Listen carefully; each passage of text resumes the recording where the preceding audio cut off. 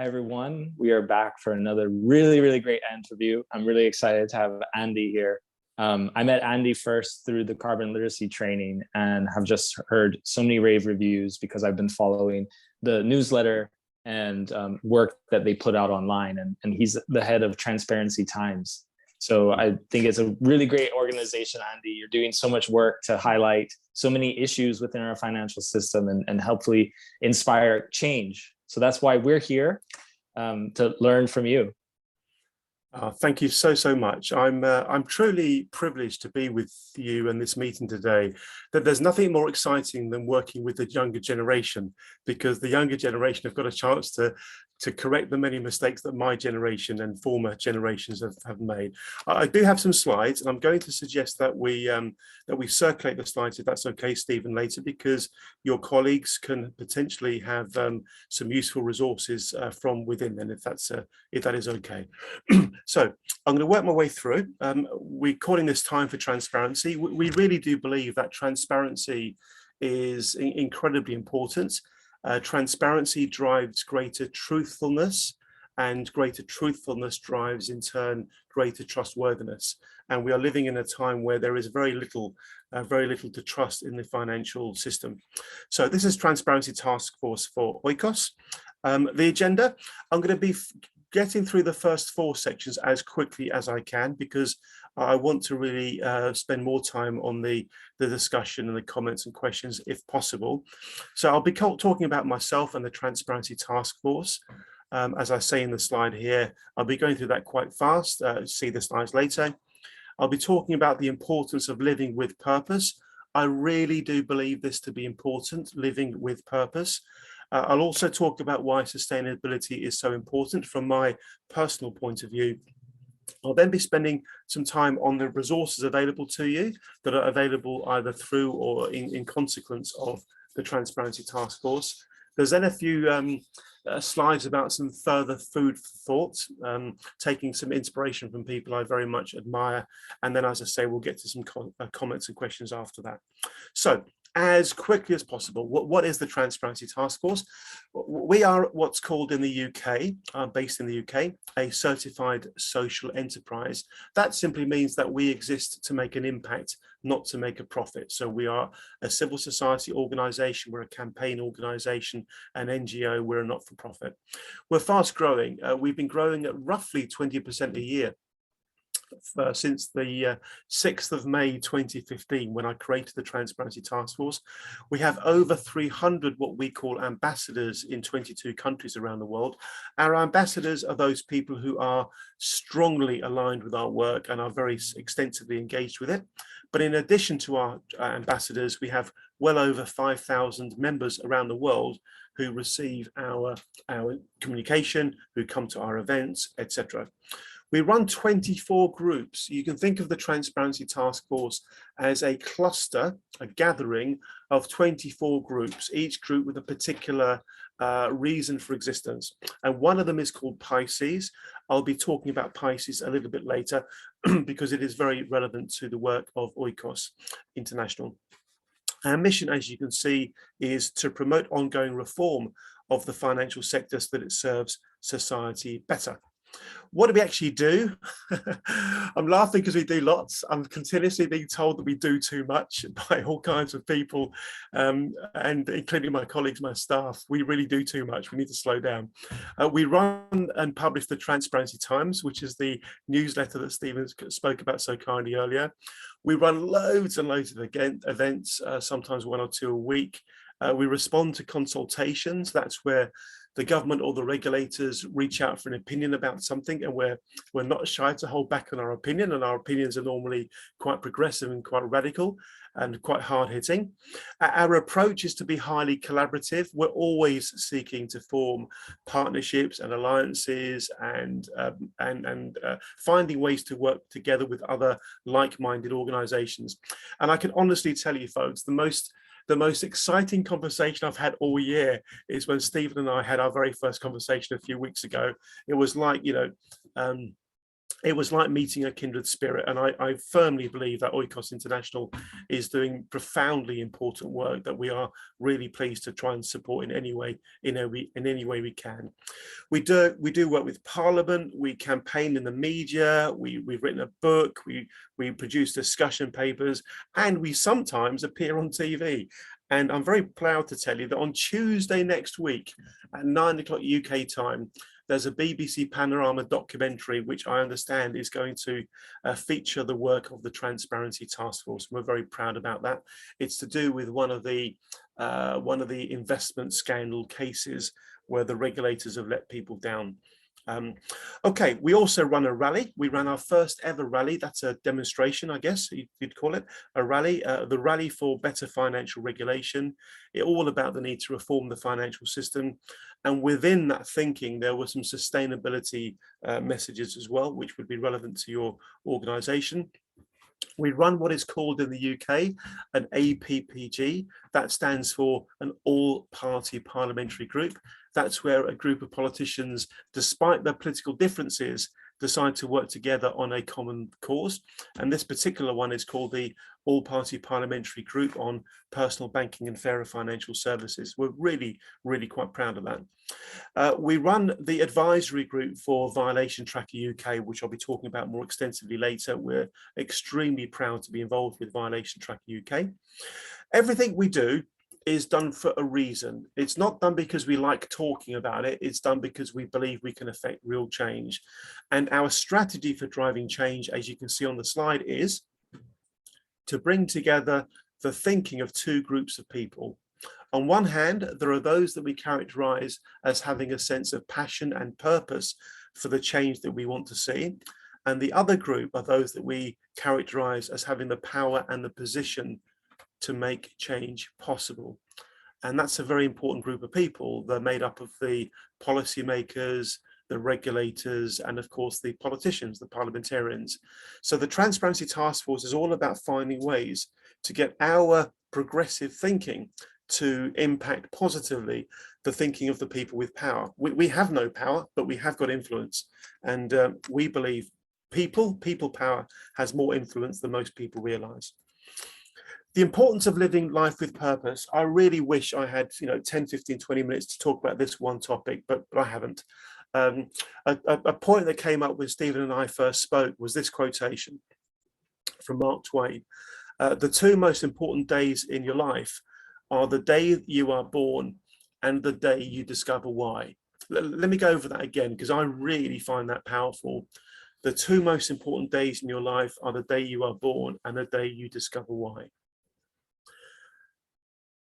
I think most people live their lives without ever really knowing why they're living it.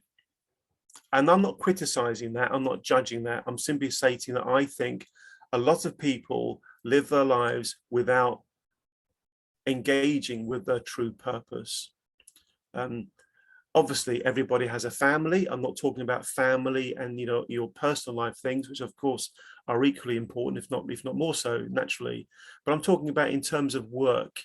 I'm lucky enough to believe that I found my purpose, and I found my purpose on the 6th of May 2015 when I gave a speech to a group of important financial services people at Senate's House in London University. And when I gave that speech, I just spoke from the heart. I spoke about the profound importance of the financial industry, and I spoke about the desperate need for the financial sector to fully embrace its responsibility for trying to change the world. And I would say to anybody that one of the most important things in life is to try to find your purpose. In my case, it kind of hit me round the head. It was like a realization that I can best serve society through my life by trying to positively reform the financial industry. And as a consequence of that speech, I took a completely different career path. I went from being a entrepreneur consultant type person thinking about making money to a non-entrepreneurial campaigner thinking about making impact and doing my little bit to change the world. So that's why I think this is really important. the importance of living life with purpose. As Mark Twain said, the two most important days in your life are the day you are born and the day you discover why. And I guess this leads me very nicely, I'd like to think, to the importance of sustainability, because my generation carries a lot of guilt with it, because my generation, not your generation, you guys are younger than me, my generation has put our planet on a collision course with what I describe as irreversible environmental catastrophe. There are a lot of reasons why I avoid using phrases like global warming or climate change. You know, global warming and climate change, it almost sounds nice and fluffy. There's a real reason why we talk about global warming. It's because they want us to describe it as global warming. There's a real reason why we talk about climate change, because it's the way they'd like to describe it. We really should be talking about things like irreversible environmental catastrophe. Don't fall into the trap, folks, of buying into the phraseology and the narrative and the language of those who would rather maintain the status quo. In other words, those who would rather not change things. There's a link on this page to a speech I gave to Better Finance. Better Finance is the pan-European financial campaign group. They had a conference all about sustainability, and the link takes you, I think, to the whole day's conference. If you listen from roughly 2 hours, you'll hear me talking about the real importance of using the right language and the right terminology to create what I describe as a sense of managed urgency. So my point is, we should be discussing irreversible environmental catastrophe rather than global warming. You know, if you said to a 4-year-old, what is global warming? You know, he or she would probably imagine all kinds of nice, positive things. Let's not fall into that trap. The generation before mine, you know, my father, his father before him, the generations before my generation really did have a very good excuse. They really didn't really understand climate change, or I should be saying irreversible environmental catastrophe. They really didn't understand. They really have got the excuse of not having done their bit to prevent the disaster we're heading to. But my generation did know, and we chose not to act. Not acting is a conscious decision. The decision to do nothing is a conscious decision. That's my proposition. And it's wrong that we did that. And there's a fantastic documentary I would encourage you all to watch. It's been on BBC recently. You may have already seen it. It's called Big Oil versus the World. And what it's about, folks, it's about how the oil industry conned society around the world into having doubts about the reality that it is mankind that is causing the irreversible environmental catastrophe that I've been speaking about. Please do watch that documentary. There are 3. They are really well worth watching. They're an educational resource. They're not you know, a soap opera. It's evidence-based. It's a resource in its own right. So I pray, I'm not a religious person, but I do pray that we haven't left it too late for your generation to rescue the planet by taking the bold action that is necessary. And it will take bold action. It will take the kind of action that people don't want to take. It will take the kind of action that will be met with a great deal of resistance, that's going to take and require commitment, passion, determination, and all those other qualities embraced so well by many, many people of your generation. I really do pray that we haven't left it too late for your generation to rescue the planet by taking the bold action that's necessary. Perhaps, and I'd like to kind of leave this question out there, perhaps your true purpose at both an individual and collective level is within that goal of quite literally saving the planet from irreversible environmental catastrophe. And perhaps deep down, that's why you're part of Oikos International. I don't pretend to know Oikos International well, but I do know it well enough to know that any young person who's a part of that community is somebody who cares, who's somebody who wants to help make a difference. And I think that's, you know, that's about as super cool as it can be. So maybe through Oikos International, you can find your true purpose and, you know, rock onto that, as I would say. Here are some resources available to you. And again, I repeat myself, I know you're going to have access to these slides. The slides have got the links. Make sure you open the slides up in present mode so the links work for you. The first one I'm going to take you to is a slide all about violation tracker. So I'm going to try to demonstrate my wonderful proficiency of using computers, I say with jest, to talk to you about violation tracker. Here we go. Violation tracker UK. Long story short, I found Violation Tracker, the American version, when I was researching for our book a couple of years ago, and I fell in love with it. And I reached out to people in Washington, DC, who I didn't know at all. I was a complete stranger. And I basically kept talking to them until they eventually agreed to create Violation Tracker in the UK. So there is now a Violation Tracker for the UK, and the Violation Tracker International is a work in progress. Go to this database and play. Just spend an afternoon on it, okay? Spend an afternoon. You can do so many wonderful things. There is one particular search I want to show you. You go to the offence groups. Can you see where it says offence groups here? You click on environmental related offences. You then click on search, and within a few seconds, even though I'm using a hotspot on my mobile phone in the middle of a hill in Devon in the UK, within a few seconds, you get to information about environment related offences. So these are the offences by companies. To be more precise, there are offences since the year 2010. So this database goes back to 2010. The US database goes back all the way to the year 2000. And it basically works the same way. This one goes back to 2010.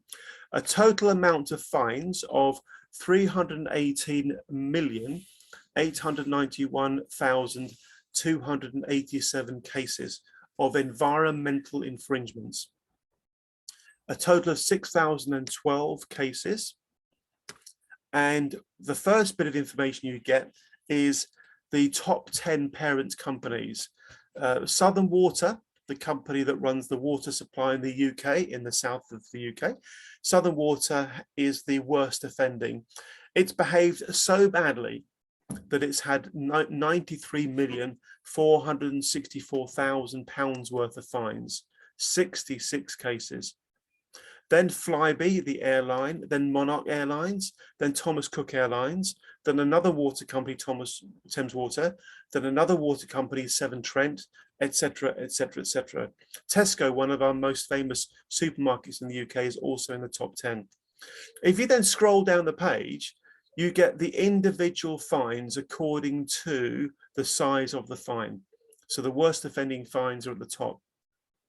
And if we, for example, let's go to this one here, Thames Water Utilities, a fine in 2016, a £1 million fine. If you click on the monetary amount, it takes you to the narrative about that particular fine, which is superb. And quite amazingly, and I say amazingly, bearing in mind there are over 60,000 records in this database. If you click on the source of data where it says click here, it'll take you very quickly to the detail about this particular fine. And it works brilliantly in all cases. You'll go straight through to the official regulatory infringement. And what you can also do in this database, and I'll just show you this very, very quickly, you can search in so many different ways. For example, you might choose a particular company. Let's choose BP. British Petroleum. I normally crack a joke here. I say BP because I know how to spell it, but I won't do that in your case. So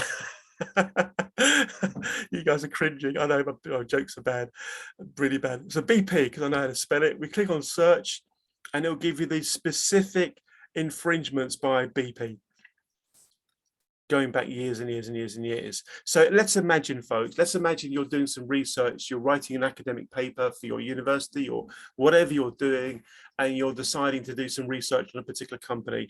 I'm sure you can see how Violation Tracker is a treasure chest of valuable insight and intelligence. And there are so many other ways you can play with it and use it. I won't spend more time on that. What I will do is go to the next resource available to you. You might remember, folks, I spoke about the idea that the Transparency Task Force is a cluster of different groups. Here they all are. For example, we have a group called Academics for Fairer Finance. You can join that if you want to. We have another group here called Pisces. So let me tell you about Pisces, because it's kind of right up your street, as we would say in the UK. Pisces, the letters Pisces, P-I-S-C-E-S, you can't see it here, but they basically stand for these words. The P is for purpose, the I is for impact investing, the S for sustainability, C for climate change, E for ESG, S is for socially responsible investing. And within our Pisces group, I prepared this earlier, from row 346 up, we've got the members of our Pisces group. So there are 345 members in our Pisces group from various parts of the world. I'll just sort of scroll up while we're talking. And they are, you know, by definition, people who have an interest in the sort of things that you have an interest in. And just a little thought to Stephen here, it really wouldn't be difficult for us, Stephen, to email all the members of Pisces around the world and say, in case you don't know about oikos, let me tell you about it. A paragraph, please tell all the youngsters in your region, city, country about oikos, speak to Stephen, join up. You know, it really wouldn't be difficult for us to do that. And we can just keep doing it until they get the message. We'd be happy to help your organization in any way that we can. And by the way, some of these people are quite sort of high profile thought leaders. You know, they speak at conferences, they carry weight, they carry influence. The practical project that Pisces is working on is to do with something called sustainability definitions. We've got a project on the go with the British Standards Institute to help define sustainability. I've now flicked to another subject, which is our events. So what you're looking at now, folks, is our YouTube channel. We call it TTF TV. It's our YouTube channel where we have all of our videos from all of our events. There are loads and loads and loads and loads of them. We are a really busy bunch of people. The good news is we have events that are very relevant to you. So if you search on the word green, which is what I'm doing now, you'll get to the previous events we've run since lockdown. I say since lockdown because before lockdown, we were doing all our events in person. So we have events we run sometimes called Accelerating Our Journey Towards a Green Economy Before It's Too Late.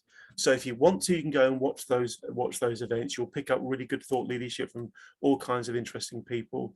And that's an event we typically run once a year. Next time we run it, I'm going to do my best to try and persuade Stephen and maybe some of you guys to come to it and speak as well. And the last bit of resource I'll share with you is Transparency Times that Stephen mentioned earlier. It's our weekly newsletter. It talks about upcoming events. All of our events for you guys will be completely free to attend. Some of them will be really interesting for you, others won't be. Just ignore the ones that aren't. Sometimes we run events about films or about books or about all kinds of stuff. So I'm going to jump quickly now to my slide deck to quickly finish off the slides I was showing you when I find them. Where are they? I can't see my slides. Oh, here we are. I can now. And then we are going to, where are they? Excuse me, I'm losing myself in my, I've lost myself in my PowerPoint share screen. Here we go. Okay, so further food for thought. Now, these are really just ideas, but the ideas I'm about to share with you are the kind of ideas that I think about, you know, pretty much every hour of every day. There's a wonderful quotation from Margaret Mead, the famous American philosopher, I guess you'd call her. Never doubt that a small group of thoughtful, committed citizens can change the world. Indeed, it's the only thing that ever has. Transparency Task Force identifies very, very strongly with the sentiment in that statement. And I genuinely believe if you guys don't already, then you should, because Oikos International is a group of thoughtful, committed citizens that can change the world. Secondly, this gentleman here, James Baldwin, American philosopher, civil rights activist, his quote is quite interesting. Not everything that is faced can be changed, but nothing can be changed until it is faced. Nothing can be changed until it is faced. I put that in here because I want everybody to face up to the harsh reality that we are on a collision course for irreversible environmental catastrophe. And only once we really face up to that harsh reality do we have the potential to change things for the better. And here's one from Martin Luther King. I think about this quotation whenever I'm feeling frustrated or whenever things aren't going very well. And as a campaigner, that happens a lot because you typically have such little resource to work with. And the message here is really about persistence and being tenacious and being determined and always, always, always driving forward. Sometimes you drive forward quickly, sometimes you drive forward slowly, but just keep moving forward. Martin Luther King said, if you can't fly, then run. If you can't run, then walk. If you can't walk, then crawl. But whatever you do, you have to keep moving forward. And that's it, folks. That's my message for you today. And it was a privilege and an honor for me to share those thoughts with you. Thank you very much. Wow. Andy, I'm getting goosebumps again since our first conversation, man. Thank you. I really appreciate it. Very, very inspirational. I'm seeing smiles on Nadia and Yulia's face, and I'm sure that Margaret and Zhao are also really inspired, especially with these powerful quotes that you left us with. Do you have time for a few questions from us? I'd love to. I could be, apart from the fact that I'm on holiday, I'd spend all day doing this. So please do, far away, far away.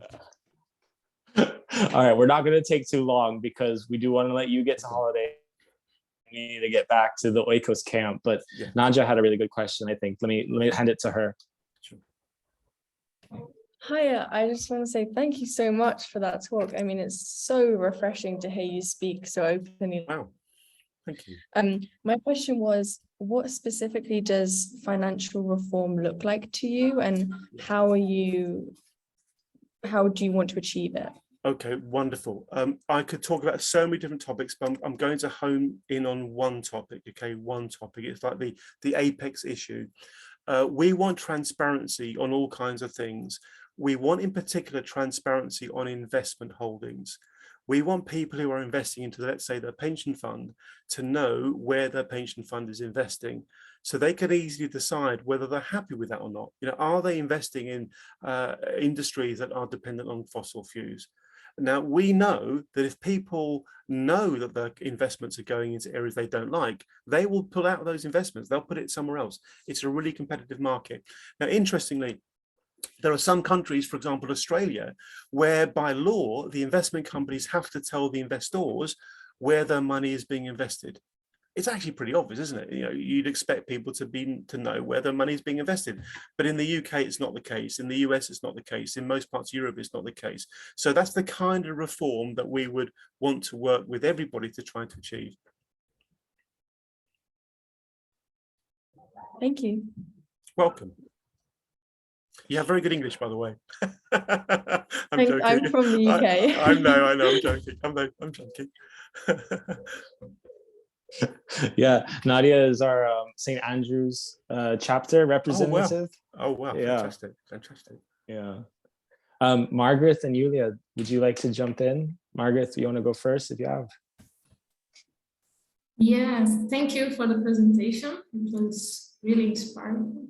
Okay. And I'm just wondering if it's possible to check if the organization, the company is trying to change in some way after researching on the website, and if they are really engaging with the stakeholders to have a change in the future, yeah. Even if they have a lot of cases at the past that damage the environment, the problems. Yeah. You raise one of the most important questions, Margaret, because we all know the term greenwashing, yeah? There is a lot of BS being spoken by corporates who are pretending to do and say the right things, but in reality are still just focused on maximizing profit in the short term. That is where the conundrum is. We believe there needs to be changes around the true purpose of an organization, because at the moment there is a massive tension. A nice quotation I picked up somewhere is, the purpose of an organization is what it does, not what it says it does, but what it does. And most organizations will live and breathe the idea that their purpose is about maximizing profit, but in very rare cases, is it different to that? You're asking the question, can you see the trends? Can you see organizations that are making changes? It's very rare. It truly is very rare. And it normally comes about when an individual, sometimes the leader, but even more impressively, sometimes when it's not the person at the very top, has a different vision, a different value system. And those are the kind of people who can actually drag the organization towards a different future by demanding the kind of changes that we want to see. But beware of all the BS, beware of all the greenwashing. That's one of the reasons Violation Tracker is so powerful, is because it cuts through all that. It just tells the factual truth about the reality of the situation. Thanks for your question, Margaret. Julia, would you like to jump in?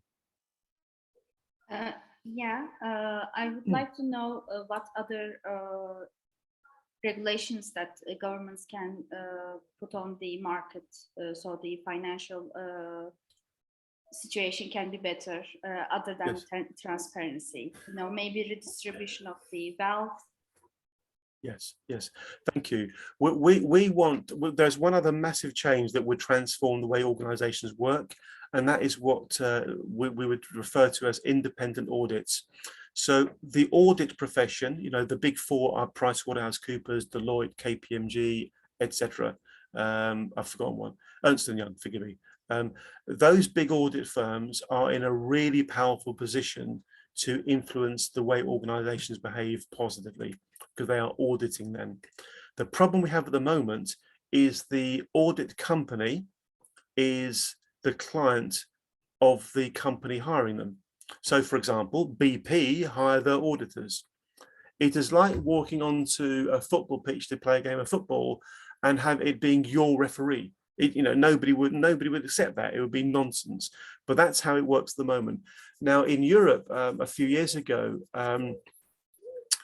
they tried to bring in this idea of independent audits, and the audit profession saw this as a massive threat to it. So they lobbied very hard against it, and they stopped it getting anywhere. It was Michel Barnier, by the way, who was driving this idea forward. If you Google Michel Barnier independent audits, you'll find a whole treasure chest of information about it. But that's the kind of idea, Julia, that would really make a difference. Independent companies properly auditing the behavior of organizations, because then, going back to what I said at the beginning, transparency drives truthfulness, and truthfulness drives trustworthiness. At the moment, we simply can't trust companies to behave properly because the company thinks its purpose is to make money, and sod the consequences to this generation and the next and the next and the next and the next. That's what has to change, and that's what will change if there are enough good people like you around doing what you do to try to make change happen. Thank you. Thank you, Andy. So great, so inspirational. That's what we here at Oikos are here to have that change, and we're really glad to have you and your organization as a partner in that fight. And we're the foot soldiers, ready to follow the orders and move this forward and become those leaders in these organizations. So that's what I was going to say. It will. Well, thank you very much. I know we're all really feeling really great and ready to go into the next activities with this in mind. Keep fighting, folks. Thank you. It's been a real pleasure for me. Thank you very much. Thank you. Cheers, bye, Andy. Take care. Bye-bye. Bye-bye, guys. Bye-bye. Take care. Bye-bye. Bye-bye.